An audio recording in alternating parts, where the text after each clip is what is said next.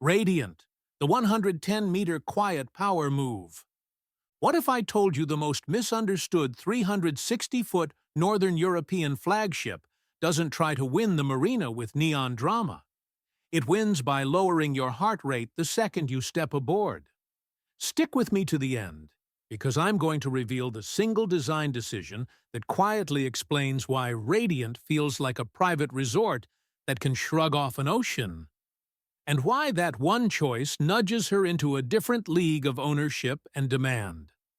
Radiant is a Lurssen-built, 110-meter, steel-hulled, aluminum superstructure superyacht with exterior architecture by Tim Heywood and a bespoke interior by Terence Disdale design. On paper, she's a study in big boat numbers. In person, she reads like discipline. Long, confident lines, a purposeful bow, terraces designed to be lived on for hours, and that trademark Northern European hush when the door closes. I've toured showboats that are all theater and no Tuesday. Radiant is an argument for Tuesday, the day when everything simply works. She arrives with a clear brief, global range family cruising at a grown-up noise level. Translation? Social decks that flow, service routes you never notice, aviation and tender ops that don't turn the aft terrace into a spectator sport, and cabins that feel like real rooms, not stage sets. If you want a yacht that shouts across the quay, there are louder options. If you want a platform that dissolves friction, this is your lane. The first read, exterior that earns its silence. Walk the main deck aft, and it doesn't feel like a set piece. It feels like a boutique resort.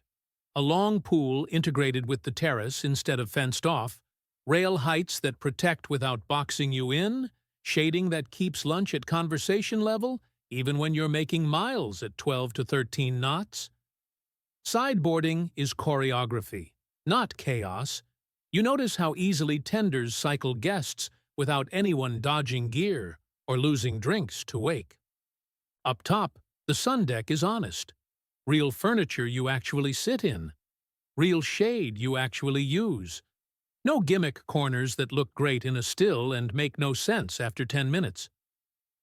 Forward, the upper foredeck toggles from arrival court to private terrace in minutes, which is yacht speak for. The plan can change, and the boat won't fight you.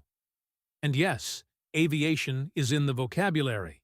Arrivals that feel cinematic, departures that don't hijack the evening, and 5 minutes later, the deck reads like a courtyard again. Inside the mood, cinematic calm, human-scale rooms. Step inside, and the vibe shifts from sculpted steel to crafted calm. Disdale's interiors are modern without being fragile. Warm stones, rich woods, brushed metals that glow instead of glare. Lighting that flatters faces rather than flattening them.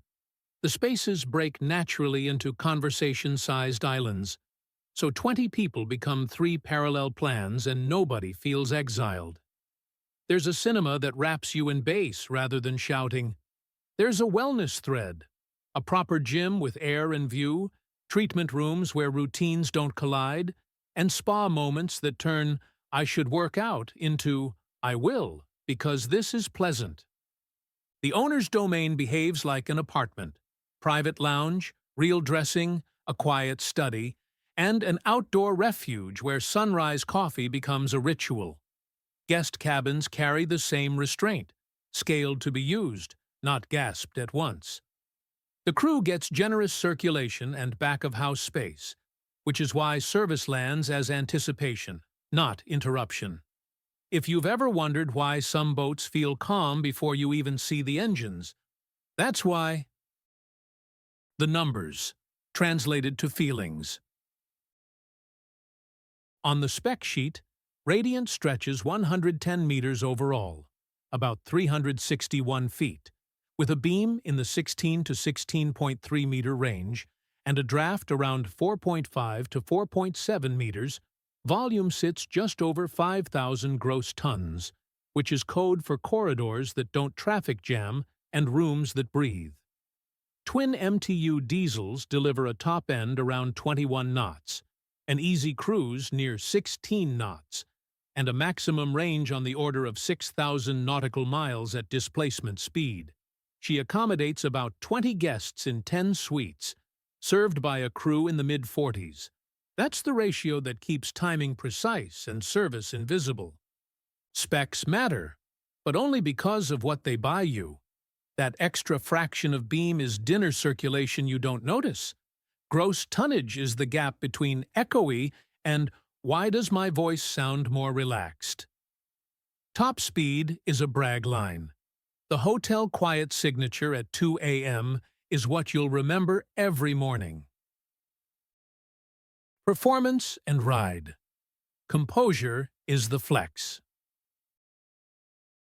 Run Radiant in the low teens, and she drops into that low vibration groove where conversations stay human and the chef can plate without bracing. Ask for more pace to catch a weather window, and she gives it without drama. The hull form, length, and stabilizer logic do the quiet work in quartering seas, so yoga on the aft deck isn't slapstick, and the glassware doesn't become an experiment. I love fast boats. I also love being the only person at breakfast not reaching for ginger candies. On this platform, you'll be that person more mornings than not. A day you don't have to manage.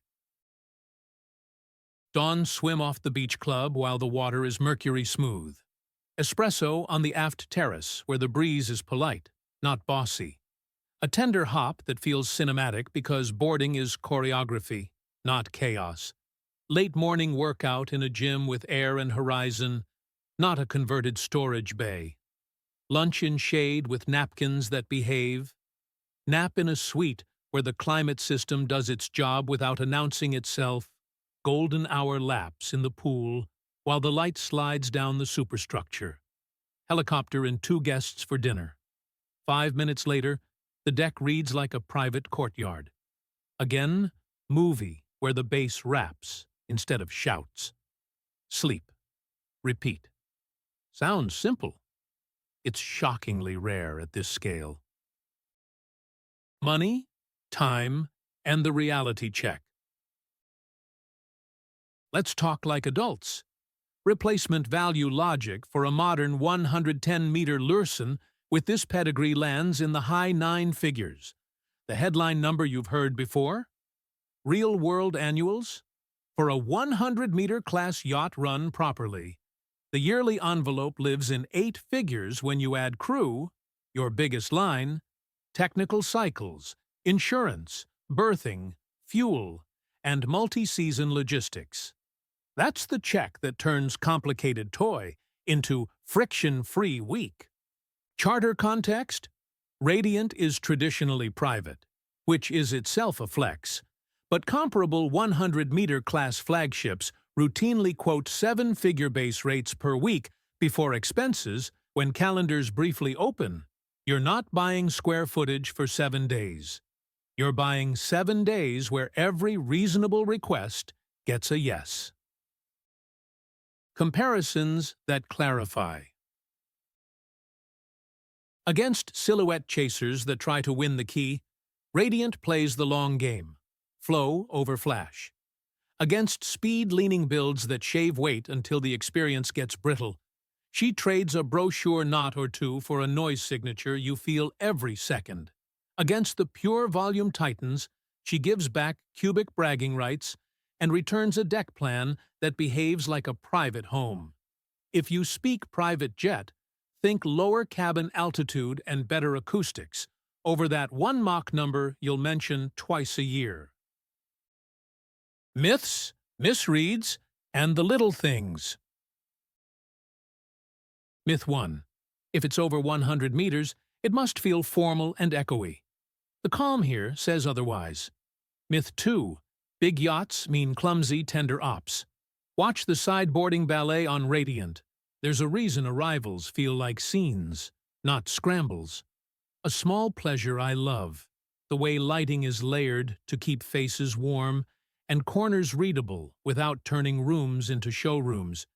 You notice it after a day, and then you can't unnotice how civilized it keeps every evening. Who Radiant is for. If you collect dockside headlines, you've got louder choices. If you want a week that behaves like a well-staffed private home, with quiet power in reserve, this is your boat. Multifamily cruises, where grandparents actually join everything because the stairs and elevators make sense. Executive retreats, where 3 real conversations have to happen at once.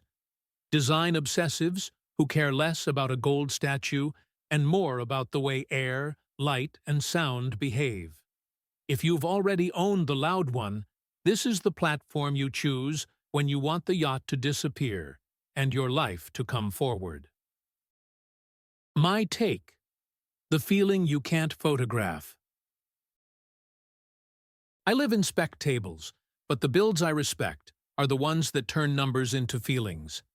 Radiant does that. The exterior is confident without peacocking. The interior is rich without tipping into theme park. The mechanics hum like a string section that knows when to back off. And yes, if you catch me stealing one more sunset lap in that pool before dinner. No, you didn't. The reveal. The quiet choice that changes everything. You waited for the one design decision that explains why Radiant feels so composed. Here it is. Function leads form at every level. Mission first. Range, protected decks, crew guest separation, aviation and tender choreography, and hotel quiet isolation. Then the clothes. That inversion is why dinners stay at conversation level, why arrivals feel cinematic instead of chaotic, and why you end the week kinder than you started. It's the thing you can't photograph, and the one you feel every minute. Before you go, if this deep dive helped you see past the spec sheet into what actually makes a flagship livable, hit subscribe so YouTube brings you our next premiere.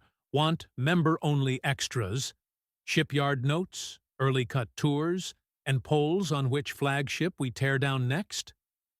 Tap Join. If this episode saved you research time or just gave you a cleaner definition of quiet luxury, drop a super thanks and I'll spotlight the sharpest supporter take in the next video.